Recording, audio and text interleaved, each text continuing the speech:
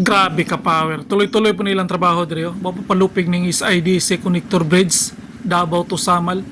Grabe. Ilan ang ipambirahan ng mga per cup oh. Ubay-ubay na ang per cup na nahuman. Oh, tanawa na oh. Morning project dire sa Davao. Tatak Duterte ni. Oh. Tuloy-tuloy gina mga Chinese pa yung mga paspas po gaya sa manatad. Tama-tama po ni Muhammad no. 2028 ang target ani nila. Grabe ka power it's Davao. Iwan na gyud makapugong. Basta tatak Duterte, power kayo. Good morning sa tanan no, sa atong mga viewers, subscriber, followers. So balikan na rin usab ning SIDC Davao to Samal Bridge no. Kung sa may development ani. So ato nakita ang kanang kilid, kanang gikural medyo gitrabaho gyud nila no, ilang butangan na diag drainage system niya. Ilang yung pwede ning gitarong ning kuan kalsada. Unya dire banda speakers na napay bagong building oh, sa kanang building na daw. So ang kilid na ilang kural, kilid na kay mo na ang mga pundasyon diri sa kining poste ning kuno. Kining tulay. Sulod ta dito sulod atong agian kadyot, quick update na to. Kay dugay-dugay na po ta wala ka suroy diri. So ato nakita medyo na ay mga naghaulo. Loading, unloading siguro equipment no. So atong sunaon ni kay mo na itong bantayan kay murag medyo ubay-ubay na ang per cup na ilahang na butang dire, ilahang na trabaho no. Kini pamantong per cup isa ka buka tong nakit-an sa una. Duha ba to? So atong sunaon karon pipila na ni kabuk kay taw-taw po tawa kabalik. Dire maghiwalay ning mga bridge good. Iwalay ni siya dre niya. Ubay-ubay ko trabaho dre. So tuloy-tuloy na nino ang pagbutang nila og per cup. Atong nakita traw. Sumpay na dre oh, sumpay na dre oh. Dito hiwalay man dito speakers. Dire medyo sumpay na gid dre. So per cup na gid ang ilahang gibanat-banata no, daraw. Abot na gid sila dre oh. Pagka-power eh. Tuloy-tuloy gid ang ilang trabaho no. Wala gay aberya basta Chinese kontraktora. Tuloy-tuloy gina. Nya 2028 baya ang ilahang target ani na mahuman. Siguro pila na ni ka percentage ni. Oh, daraw.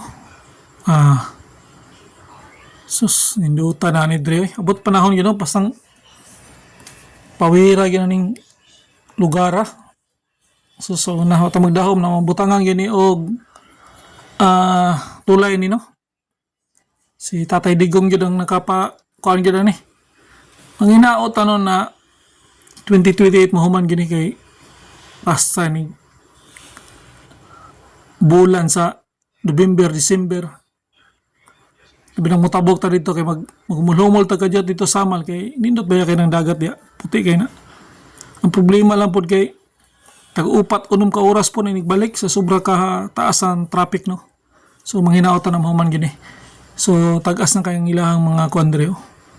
Diri naman sila gatrabaho. Kining concrete column, kining circular column.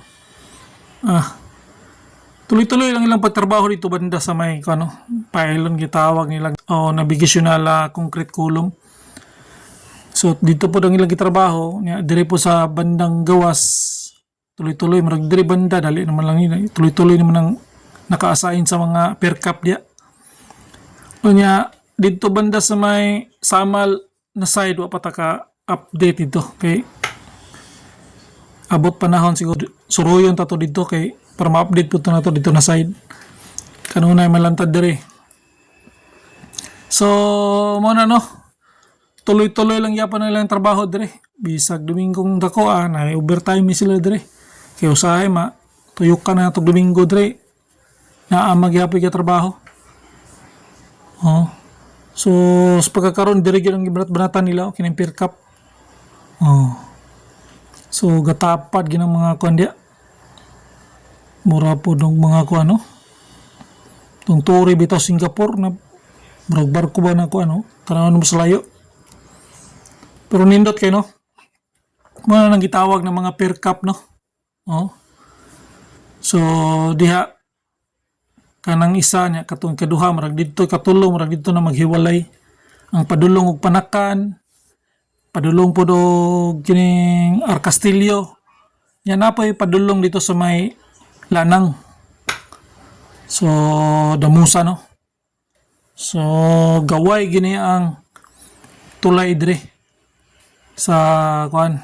Gikan po ka og postal adre kagi sa Arcastillo. Kaya tama man po na human-human po ng Jerome Postal Road ya. Sabay-sabay ra ni sila. Unya og gusto ka matug downtown dito ka sa may Lanang, Damusa gawas may kanang Grand Regal diya na casino. Gusto mo kag pasa sa Panakan, pwede po ka mawagi dire niya. Naman po bypass diya sa Panakan padungog kining Lasang, pwede po ka lusot diya. Pwede po ka mo lusot dito sa 45.5 kilometers na bypass road. Grabe gina diya no. So puhon-puhon. Nindot kini. Tama po 2028 na. Human-human po ng mga kinigitawag nila Davao Public Transport Modernization Project. Kaya pangsugda naman na nila ng mga depo karon sa mga modern buses. Dito sa Kalinan, wa pa man ta kabalik, balikan to dito tong gitawag nila driving school sa mga modern bus. So makita na to no, kana grabe. Nindot jud kay nilang mga per cap tibay kanino kay mga Chinese kuha na kay na sila, tested na kay na sila mga bridge lang. Anad na kay na sila dito. Og mugama og mga bridge kay China pas dagan ang bridge na diya. Sulid po kanila ang kuan diya mga gipang construct. Mana kabisado na nila no. So dire askurado tibay kay ni kay prone mo kay niglinog-linog ni dire. So ila na ginang gi-studyhan na. So may naot tapono na mahuman gini niya. Proud kita taga Davao kay nagsara kay ni mga projeka ni. Unya makita na to gawas naman kita dire sa may Daang Maharlika Highway. Diya bandaw. Bunatan na nila diya kay naman po yung mga pundasyon na nakadawil na ng mga pundasyon diya no. Ilan na nanggi kuan mga punpuhon butangan na ng mga concrete column diya ng circular. So medyo traffic na gini dire, di na ta dito mahibulong na mas traffic gini dire. So kung kadto mo kuan dito mo agis bypass road, dito ta agis diversion kay medyo luag naman tong luwag na kay ito manahuman naman to dito. So kabilaan gina ang mga trabaho nila dire no. So tuloy-tuloy lang niya itong pag-update sa isa ka semana kay isa. Kay naman po tayo lang ibuhat. So sa pagkakaroon mo lang niya itong i-update kay agi man ta kay walking ta dire sa Aswila Cove. So ito si Lino Boy, YouTuber na ba yan. Peace out.